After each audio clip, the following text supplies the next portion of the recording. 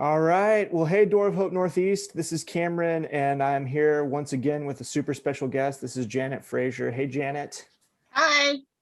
Thanks for being with us. Yeah. Janet works for Portland Rescue Mission, who, if you've been around Door of Hope for any amount of time at all, you've probably heard of PRM. Maybe you've served with PRM before, or at least heard of some of the things going on. They have been an incredible organization serving some incredible populations in our city for years and years.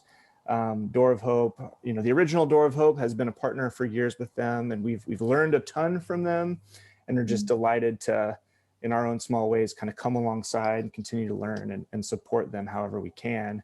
And it's no different with Door of Hope Northeast. So Portland Rescue Mission is one of our kind of initial run of local ministry partners. And as we've done before, we just want to take a chance in this video format to kind of give all of you a chance to hear a little bit about what PRM is about, and maybe some ways you can get involved. So I'm going to ask Janet a few questions. Is that okay with you, Janet? Okay. Yeah, that's great. Thanks for the opportunity. Awesome. Well, give us just a quick snapshot of who you are and your role at the mission in particular. Sure. I came to work at the mission about a year and a half ago after 21 years in church ministry on the west side of town. And my title is the community involvement manager. And it's really focused on knitting the church and the mission together. And so I come from a local outreach role at a church, and mobilizing the congregation to serve in our community was my focus there. And now it's my focus at the mission, but I just get to do it with lots of churches instead of just mine. Awesome. That's great. Well, give us in like kind of the big picture, just what is the heart and kind of overarching mission of Portland Rescue Mission? Sure. Thank you. The way I like to say it is growing up in a church, being part of a church staff, I wanted to be helpful around these key issues in our community, but I didn't always know how to do it.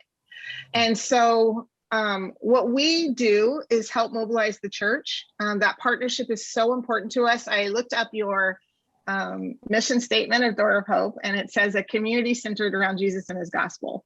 And I feel like that could also be ours. And so we partner together. You exist to bring people into a relationship with Jesus and to disciple them. And we exist to help your congregation provide compassionate care that can turn into transform lives. So I think that local churches, we can want to help and not know how to do it. We can get kind of frozen with fear of saying the wrong thing, doing the wrong thing, not knowing what's going to happen in a situation. And so we really exist to come alongside of you to provide coaching and company as you expose yourself to people that Jesus loved. And so our primary populations that we serve are men, women, and children that are struggling with homelessness and addiction. So our end game is more than moving people into homes and celebrating a year of sobriety. Our end game really is about transformation and about people growing in their Christian maturity. And we believe God sees them the same way he sees us, as beloved children. And so we just want to be a part of helping to restore their relationship with God and seeing them grow and become ministers themselves to others. Yeah, that's beautiful. And one of the things that you kind of touched on that I've realized, more recently than I should have, is just so many people have a heart and a desire to come alongside folks who are experiencing houselessness, homelessness, whatever, or addiction, or really any issue. But every issue is so unique. In particular, people can end up doing a lot more harm than benefit if they don't really take the time to understand like all the dynamics that are involved. And so we just really appreciate that you do this amazing ministry, but you also do a wonderful job of equipping people like us who might be in that position. We want to help, but we could end up hurting without expertise from someone like you. So I just want to say thank you. Yeah, not to interrupt, but I feel new. So I've only been at the mission about a year and a half, and I feel the same way. I feel like every week I go in, a staff person with more experience equips me to be better at the work that I'm doing. And so that's what we want to do with the people in your church, is just equip them to do ministry in their neighborhood, in the neighborhood around your church, And it's a great place to come learn how to do that, is to come along and hang out with us for a while. Yeah, love it.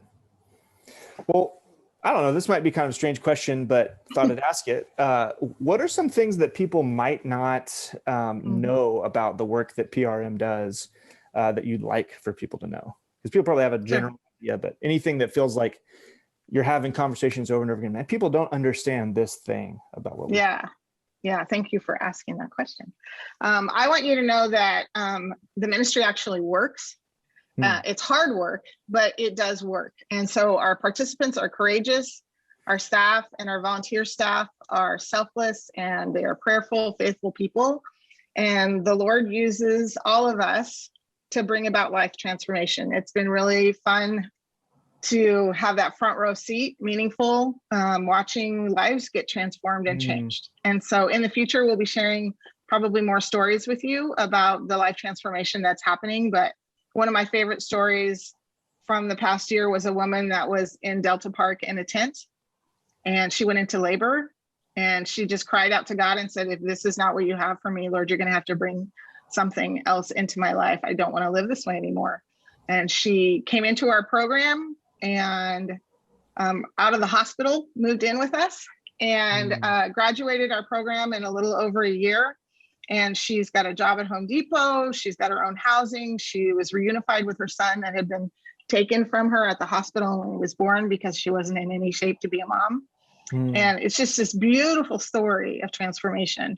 And the Lord used people like me and just normal folks to really bring about that transformation in their life. And so it actually works. And I didn't know that until I came to work for the mission. Wow. Well, so to someone who is maybe curious about this, what would you say are some kind of, because there's scale on these things, there's less and more involved ways to be a part of the work here, but what are some of the kind of key entry level ways for someone who's like, hey, I want to check this out, I want to get involved, but I'm not ready to make kind of a super deep, super complex commitment to this? Yeah, the first thing I would suggest is, when you're traveling and you're at a hotel, you get all those little toiletries, collect them, gather them, bring them to the mission. We actually use those to develop relationships with folks on the street. So they can come in 24/7, use a restroom, get fresh water. We give them razors and toothpaste and toothbrushes, and all those things that you donate help us begin to develop a relationship that could eventually lead to someone making a choice to come off the street. And so that's an easy one everybody can do once we start traveling again. If you use bottle drop, we have blue bottle drop bags that you can collect your cans in your workplace or at your school. And then you turn those in, and those get turned into donations that go to the mission. We do not receive any federal funding. And so all the services are free to our participants. And so all of our funding comes from individuals, church partners like Door of Hope, and businesses. And so that's a little thing you can do, is collect pop cans in your neighborhood, or maybe your Memorial Day barbecue. If you have a small COVID friendly gathering, you can have a blue bottle drop bag, and that money goes to the mission. Let's see if there's another thing. Donation drives. It's been a hectic time in our community for restaurants, as you know. And so the giving of food to the mission has slowed down. And so we need canned fruits and vegetables, that kind of thing. And so you could maybe sponsor something like that in your community. Those are all kind of simple entry level things. The other thing I just say is come take a tour, come see us, spend an hour with us, learn about what we do, meet the staff, meet our guests and participants, and learn more about what we're doing. Yeah.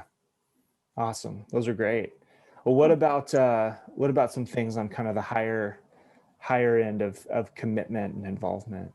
Sure. I feel like if the Lord and your Holy Spirit is saying to you, hey, this is a ministry that I might have for you, what we would love is to have more people who are gospel-centered believers that would serve in our hospitality ministry. So one of those roles is actually front desk reception. When people come in off the street, you are the first person that they meet. You can get to know their name, you can pray with them, and it's just frontline ministry. It's for somebody that's hospitable and has a bit of a backbone, is how I say it. So but we train you, and staff's always available to assist. The other thing is to come serve a meal. You can serve breakfast once a week. You can gather a group of friends together who would be willing to come and make dinner at our addiction recovery places. They're called New Life Ministry. And you serve alongside participants in recovery, make dinner together, serve dinner to everybody in the house, and you get to know the participants that you serve alongside. And so when they get a year into the program and they graduate, you come to graduation and celebrate how you've seen the Lord do transformational work in their hearts. We need one-on-one mentors.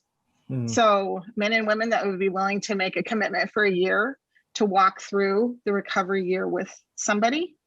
So one other way that you could be involved is you could bring your family or your small group to come out and just work on the property alongside of participants. You could do that either at Shepherd's Door or the Harbor, or we also have community houses. We have a community house in Northeast where you could come and do yard work and mow the lawn and that kind of thing. Women in transition after graduation, before they launch into life on their own, are able to live at that house, women and kids. And so it's just a great way to kind of provide some support, bring a dinner that they can easily cook when you come out to serve, that kind of thing. So lots of opportunities around those for groups. Yeah, awesome. Well, okay, that's a super informative overview. Okay. If someone were listening to this and they were kind of on the fence, they were like, it sounds interesting, but I don't know. What would you say to them to urge them to get involved with PRM? I would say easy thing to do today is to start following us on social media. So check out the pdxmission.org social media. You'll learn more about how we do it, what we do. The next thing I would say is to check out the website and hear stories. We have a lot of stories of participants who have been through our program and life change that is happening, and just spend some time on there. We have employment opportunities. We have volunteer opportunities. It's a good way to learn about us without making the commitment to come downtown. But I would also genuinely invite you to come and tour us. We love to give tours to people, and it's not a pressure kind of tour. We just want you to know more about this, because in addition to volunteering your time, we also want you to know when someone in your family or your workplace, your church is dealing with either houselessness or addiction, that there's a place that you know a little bit about that you can refer them to. We really think of Door of Hope as a referring agency. So when you know somebody that's hurting, you can call our intake folks. You can refer them to us for services. We can help them find the right services. And then we refer our folks, because they need church communities, to come be part of your church community. So there's sort of a referral partnership that happens there. Awesome. Well, thank you so much, Janet, for your time. And thank you for the work and the ministry that you do to our city. Like, we're deeply grateful for you. Thank you. Well, we exist really to partner with the church. So without Door of Hope, there's no PDX mission. So we really, we appreciate your long-term partnership and faithfulness, and we pray for your church. So awesome. Thank you so much. And we'll have a great day. And I'm sure we will be seeing more of you here soon. Good. Look forward to it. All right. Take care. Take care.